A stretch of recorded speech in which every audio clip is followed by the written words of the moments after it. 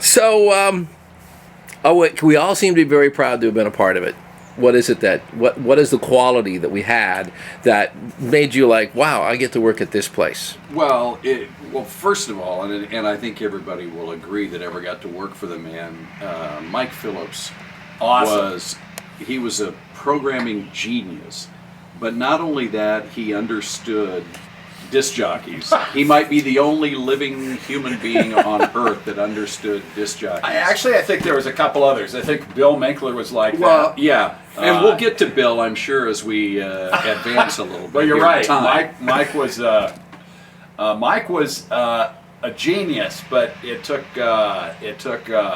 Terry Danner as the music director to figure out how to rotate stuff so you could appeal to everybody from about 15 to 60 on that station. But Phillips was the guy that he'd been there as a disc jockey. Right. I mean, he'd worked in some, In fact, he worked at KFRC. KFRC. I think it was XLO, was it, in New York? In New York. Yeah. And, Right. And I know Steve Rubbity and everybody worked at KFRC. I never worked there. But you got to work in San Francisco. I did work in San Francisco. KYA for you? The other, No. right? No, where were you? Oh, which one was it? KYUU. KYUU. Which Mike Phillips was the manager for. Okay, yeah. So I worked with him down there Maybe as well. Phillips was just weird. He was. And that's why he and I hit it off so well. He was a genius, quirky fella. Have you ever did you ever go to a restaurant with him where where they're up front they have the little microphone to call Phillips Party of Three? He would take that and make announcements. Me and him and Donovan would go out. Well, he is the only person that I know who got kicked out of a Las Vegas casino totally sober. They thought he was hammered. He and I think it was Tom Parker were going through there with like water glasses up to their ears, supposedly talking to aliens, and they got kicked out. They were both totally sober. Oh, I love it. That's him. Let me just look in the camera and say, who is all going to see this video, by the way? Because I have a Mike Phillips story that it's a bit off color, but It's for the KGW people. okay. It's really hilarious because, and you've all seen them, they're like a gag, which might not be the right term, glasses, and instead of a nose, it's a penis. Oh, yeah. And the penis of this, whatever you want to call it, was removable. And so Phillips taped it to The bottom of coming his... out of his pant leg. And he walked down the hall, and people would walk by, and it would That would be him. they turn around and they go, did we just see that? And so we had a commissary at the KGW building because it was TV, us, and some stupid little station called Kink, which never was very successful. Oh, no. We kicked their ass all the time. But anyway, back to the story. We walk into the commissary, and the woman that ran it, who we all thought was an elderly woman, but she was probably, 45. And anyway, we walked in, and she looked down, and she goes, "Mike, get out of here and don't come back for a week." That's right. She could ban you for a period of time if you didn't eat your beans. The lunch lady. Lady, the Nazi lunch lady. Now, the lunch lady at Christmas time would tape a sprig of mistletoe on her shirt tail, so it's right back here. Yeah, that would be her. Janice, I think, was Janice. her name. Yeah. Did you ever Nice get lady. your? And she served lima beans. Who eats lima beans? Did you ever get your lima beans with a popsicle stick and stuck in a hate cup, lima frozen? beans. We all knew who ate the lima beans the next day. Yeah, they were in the bathroom throwing up. Disc jockeys couldn't eat lima beans. Oh man. Okay. I want to talk about some other characters too. Then, the engineer. You mean Emmett Bernard? The man who never cashed his paychecks? That's the one. Any quirky? Tell that story about Well, I'm not sure which one you're talking about, but the last time I saw Emmett Bernard was not that long ago. I think that was wasn't that at Mike's funeral? I believe it was. When Mike Phillips passed away, it was a huge gathering afterwards, and Emmett Bernard actually showed up for the funeral with Jackie Christ. Who was Wow. our promotion director. yeah. Right. And she was the original promotion director who was there getting a neighbor fair started. That was major. See, there's actually money involved there. But yes, Yeah. Emmett Bernard. What was his deal with him? Well, There was a couple of good Emmett stories. Well, actually, I two that I remember. June Scott, who was like the accounting HR person, she would get really pissed almost every month because Emmett was would never cash the he paycheck. never cashed his paycheck because he was so wealthy investing in stocks. And he would throw his paycheck in his desk drawer, and she'd come down and it was like, "Damn it, Emmett, you've got to cash your checks." And maybe I should let Hood tell this story if you ever get Dave Hood on. But one day Hood was on the air. He was our afternoon drive guy, and Emmett, who we'll talk about, I'm sure, but Emmett was like this. He was kind of creative, but in a really junk store kind of way. Like our cue lights were. That's what you call a nerd. Yeah. Taxi lights. Our cue lights were big truck lights. That was for the morning guy before Bruce Murdoch. Uncle Don? Was he blind? Yes. He never could get to the record by the time it ended. They put those in there so he would see that the song was about over. Well, they were truck lights, like great big giant. They truck were. They were lights. like off traffic. I think he Yeah. went out some night and ripped Inst- off a bunch of those warning signs from ODOT and hooked them up in there. So Don Wright, Uncle Don Wright, yeah, would know when the song was over. And so you guys weren't in Portland at that time. I listened to him through high school. Yeah, he ran the loosest board Yes. ever. Well, that was Emmett's attempt to tighten it up. Okay, cool. Well, but Emmett Traffic lights. Emmett was an older guy. And again, he might have been, he's probably 50 or so when we were out there. But Right. He was old, man.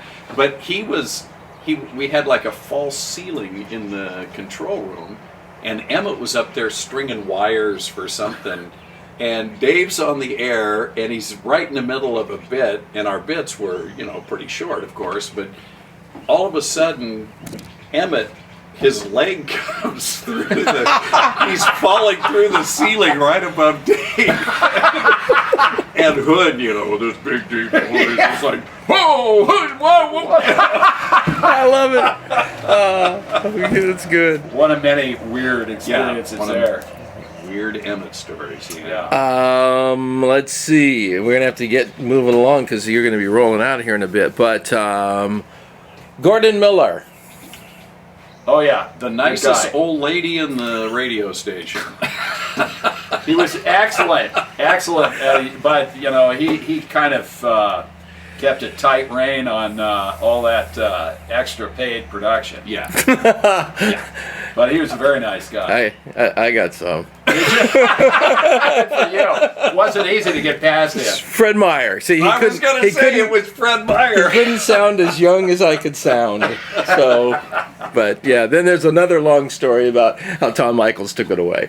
But And we've all heard that one, yeah. yeah, so Yeah, Gordy, no, really, he was a great guy, but he was very protective. And, Yeah, his turf. And you would never tell him anything that you didn't want to get around the entire radio station because he was The mouthpiece. he shared. He liked to share. He liked to talk. He liked to share. Yeah. Let's see. Anything you can think of. I have a whole list of questions, but this is more fun than my questions.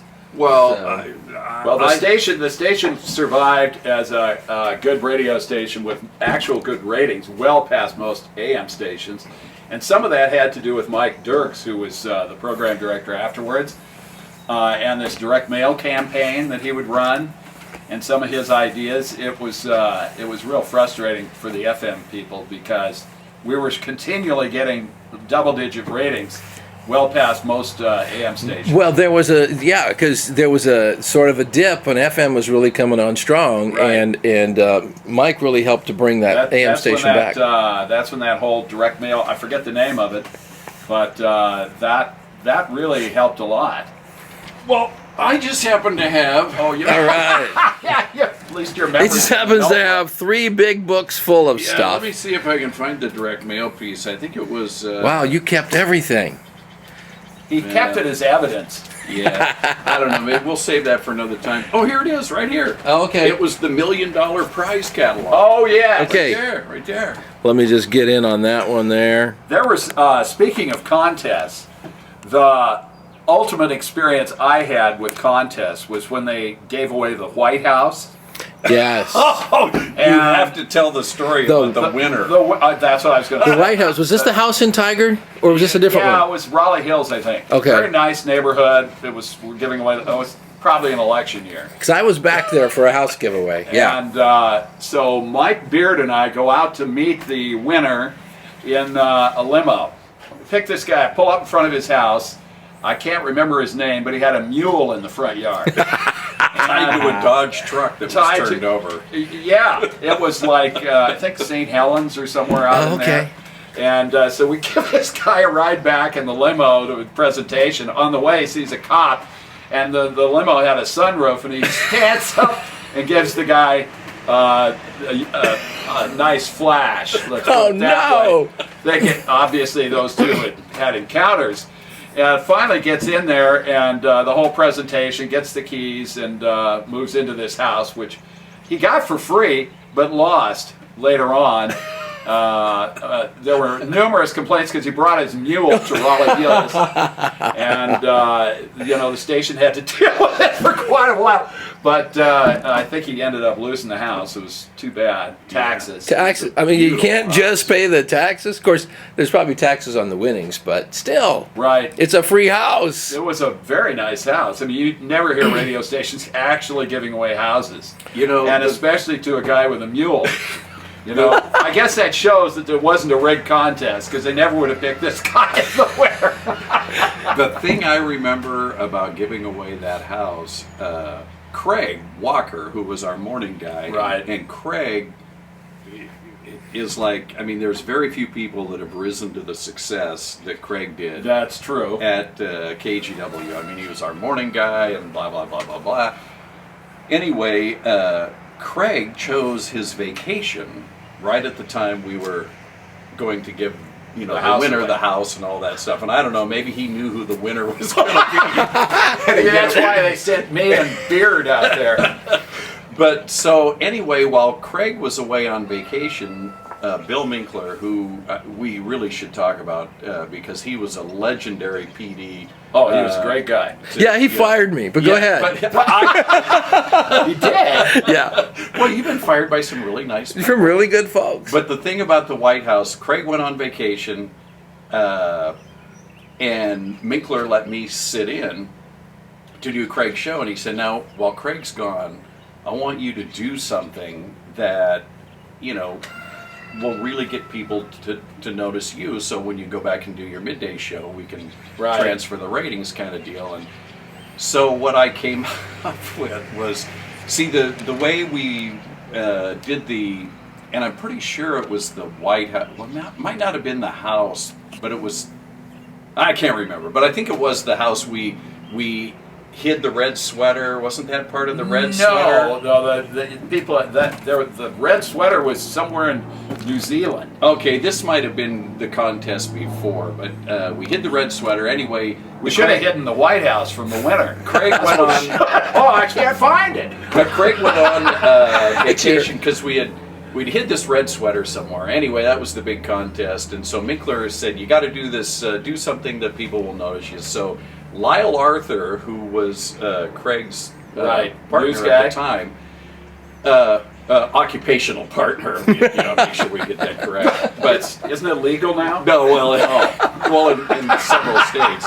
We'll do politics later. Yeah. I don't think you have enough video space. No, there. probably not. Okay, anyway, so Minkler says, do something special. So instead of hiding a red sweater, I hid my blue bathrobe, and we hid it I forgot about that. We hid it on the set of Kathy Smith, and I think it was Pete Schulberg. Was Pete on at the time? Okay. We're doing Channel 8 News. So anyway, we did it a bit, and it was the V-neck napper, where we gave the clues in this really weird voice, and so we had the bathrobe napper, and anyway, the funny part of the story is on the evening news, Kathy Smith let everybody in on what we were doing by hiding the blue bathrobe. She says, and Kathy, if you're ever watching this, I don't know if you wanted me to say this again because I like this really quick Yeah. story he's telling. anyway, well, I'm known for that. But so Kathy on the broadcast, she goes, "I'm hiding the John Williams blue bathrobe between my legs." Oh no! Oh no! And I thought Pete Schulberg was gonna fall. That's good. Anyway, Oh, that's the story. nobody And gets- That was one thing that Minkler used to give me crap about. It was like, John, your bits are okay, but you got to get to the punchline. No kidding. Well, listen, I gotta. Okay, thanks, Steve. And I'm gonna be back in town to do some more. This has to happen again. All right. Thank you so much Okay. for coming All by. right, See you, big big boy. boy. Later on. Okay, I guess I'll take your seat there so John and I can chat. There you